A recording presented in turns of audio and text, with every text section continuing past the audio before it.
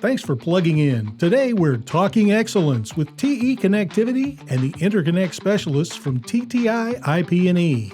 It's the news, information, and detail you need to know to stay informed about the latest innovations in all types of electronics connectivity. And now, here's your host, TTI's Scott Stemley. Thanks, Jim, and hello, everybody. Thank you for plugging into Talking Excellence with TE and TTI. In Episode 3 of our TE Connectivity series on the building blocks of factory automation, we're exploring the role of circular plastic connectors in modern factory environments. Today, I'm joined by Tom Wess, Product Manager at TE Connectivity. Tom, thank you for being with us today. Tell us a little bit about your background. Hey, thanks for having me on, Scott. I have to tell you, this actually kind of takes me back to my college days when I was a radio DJ at my small college in Pennsylvania called York College of Pennsylvania. So it's kind of hilarious as I'm sitting here doing this. No, my background really is based in sales, marketing, and business. Really, all three of these areas have kind of helped me in the last 17 plus years that I have been with TE Connectivity as a product manager in both global as well as regional roles. My experience, though, with TE has always been on the interconnect side of the business. For the past 8-9 years, though, I have managed our circular plastic connectors, aka CPCs, and I've managed our circular plastic connector portfolio successfully, and I am also based in Harrisburg, Pennsylvania. Very good. So let's begin with how circular plastic connectors, and I'm just going to call them CPC from now on because that's a mouthful to get out. Perfect. Could simplify wiring and maintenance in today's automated factory environments. And what impact does this have on the overall system efficiency and downtime? First of all, CPCs. Look, they're typically, they don't require extensive wiring. The majority of them, I should say. You know, a lot of connectors are available as overmolded cable assembly or cord sets, or customers can buy the CPC connector separate, and then they can have a cable harness shop actually do the overmolding and build the cord sets for them. But these can be really connected directly, eliminating all of the cutting, stripping, and terminating individual wires in the field. Another thing is, you know, there's a lot of field attachable versions that are also out in the market. Again, custom cable links that are out there can be purchased. And some of these connectors allow stripped wires to be attached directly in the field using simple tools. And then lastly, really simplified wire termination. You know, there's push-pull spring cage terminals that allow installers to insert wires without tools. It's great because sometimes installers simply are working in small, tight spaces where it's difficult to move their hand around in that tight space. So field serviceability is certainly one of the benefits or attributes of CPC. Absolutely huge. I mean, it really helps just the cost efficiency for not only the OEM, but also the installers that are doing the builds. Sure. In what way does CPC enable greater design flexibility for engineers working in space-limited or harsh industrial settings? Good question. Really, you got to realize that CPCs, the great thing about them is the multitude of sizes that are out there, right? Small, medium, large, across the board. But really, you know, when I'm saying a multitude of sizes, remember, I'm saying, you know, size kind of basically means the shell size, depending on how many contacts are actually needed in a different application for the OEM. You know, do you need power? Do you need signal? Do you need hybrid? And when I say hybrid, do you need power and signal in the same exact housing? Maybe you only need 2 or 3 contacts. In that case, you're going to need a nice small shell size, not very difficult to find. Or maybe you need 63 pins, you know, to meet the requirement.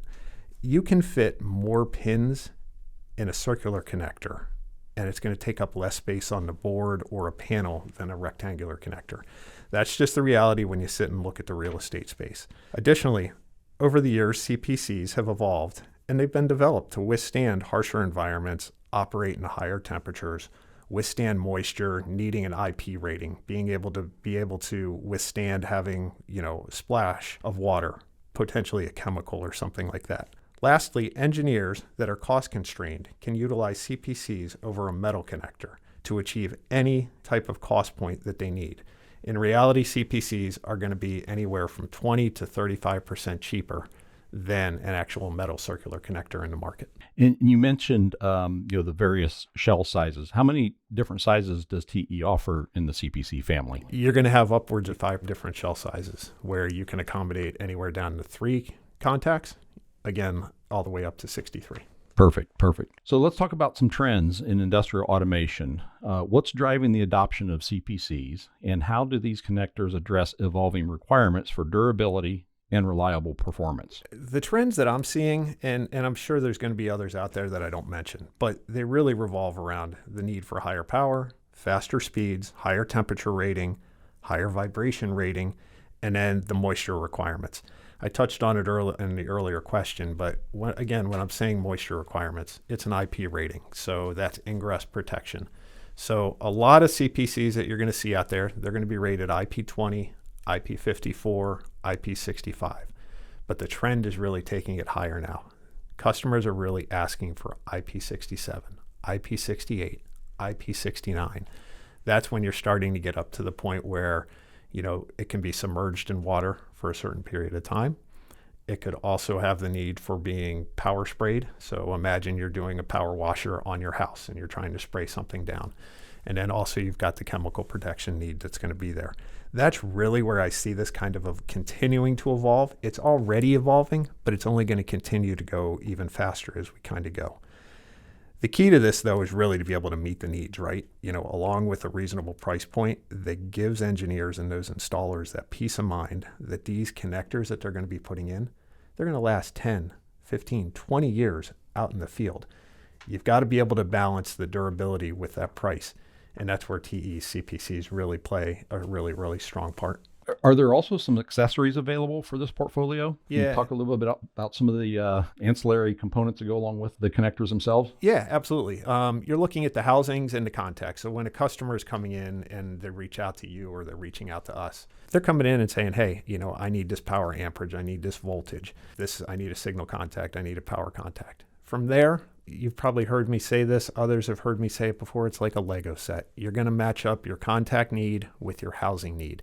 Basically, kind of think of it as you go to a fast food restaurant, you're getting a burger and you're getting a soda. But then you say, hey, do you need fries with that? And when I say fries with that, that's the accessories. It's the cable clamps. It's the protective caps that they can put on. It can also be inserts that are needed to block off some of the different cavities that are in there that maybe they're not going to use. You might buy a 13 position, but you only need to utilize 11 or 12 of those. So accessories is a huge opportunity. You tack on the housings, the contacts, and the accessories. It's really a one-stop shop. Great. So how about sharing some examples of how CPC has helped manufacturers reduce installation time or improve modularity on the factory floor? Another great question. Let's see, where do I start? CPCs are, in my mind, typically very user-friendly, Scott. They reduce installation time because of their ability for quick turn mating capability, whether that be a threaded version, a quarter turn, or even push-pull mating capability. The circular design and integrated locking features really do minimize the risk of misalignment or an error when making a connection during the install. From a modularity perspective, I believe that OEMs, once they understand the space that they have to work with, they're able to determine the layout needed and what their electrical requirements are. Then they can hone in on a couple shell sizes and pin counts that utilize similar, if not the same exact contacts, along with tooling to terminate them. The tooling piece is really key because that helps reduce the applied cost. TE's tooling can be terminated on multiple contacts, and that's a huge advantage for us when we talk to customers and try to go out in the field to try to really help them with their design and put them in the best position going forward. All right. How does the material and design of CPCs ensure resilience in environments with high vibration, temperature extremes, or exposure to fluids, chemicals, etc.? It comes down to the type of resin being used in the connector, frankly, such as a PBT or maybe a thermoplastic material. Different resins can support different extremes from the temperature, the vibration, the moisture, whether it be just straight up water or potentially some type of chemical. Let's just say a bleach or something like that. The design side, though, in my mind, is really the key. Engineers figure out wall thickness, contact distance, the weight of the connectors, et cetera, to determine what a connector can and can't withstand in the application. You mentioned exposure to chemicals and liquids earlier.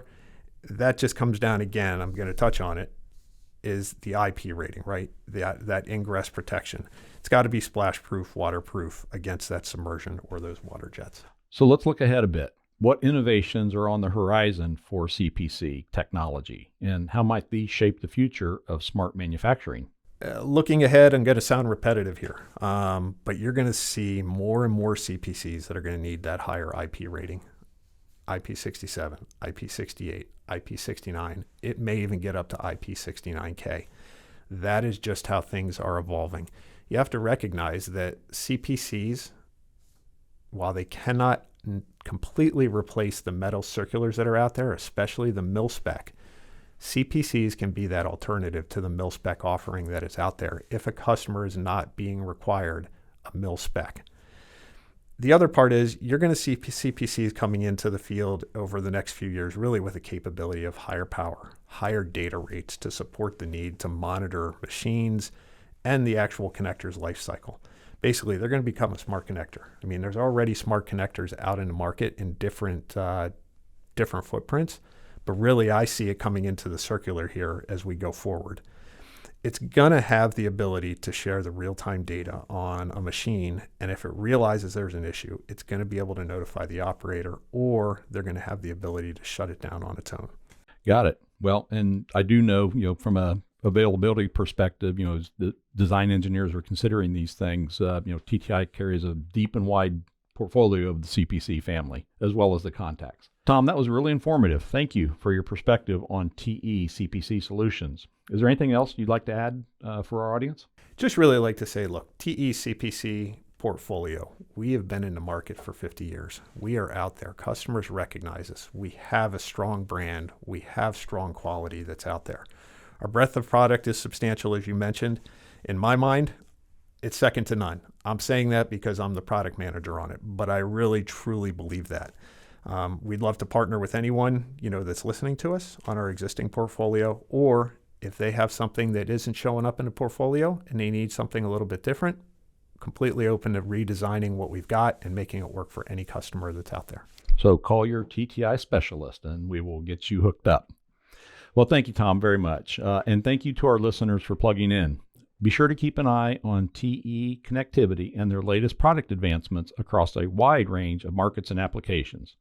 For more insights and product details on TE Connectivity, visit our resource center at tti.com/technical resources. Until next time, I'm Scott Stemley, and this is Talking Excellence with TE and TTI. That's it for this episode of Talking Excellence. Join us next time for the podcast that brings together the specialists of TTI with the connectivity experts from TE, an insightful conversation about getting connected.